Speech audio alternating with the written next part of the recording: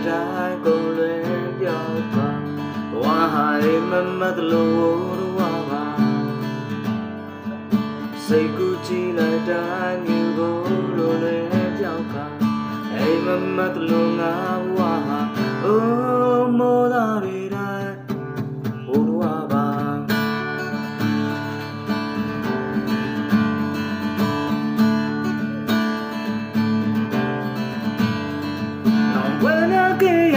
ဘယ်စီမှာနောက်ကလည်းလိုက်ရှာကချိန်ခွင်လဲကြက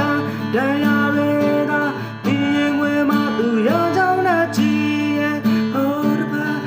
တ်စီကလည်းပြန်ခဲ့ကြည့်ပြီးစိတ်ကူးလိုက်တိုင်းစိတ်ကူးကြည့်လိုက်တိုင်းကုန်လွယ်ပြောင်း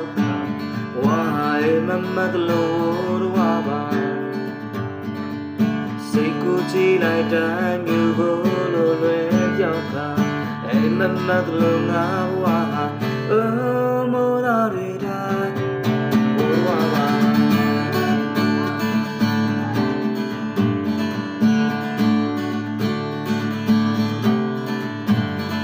နောက်ဘယ်နာကေရ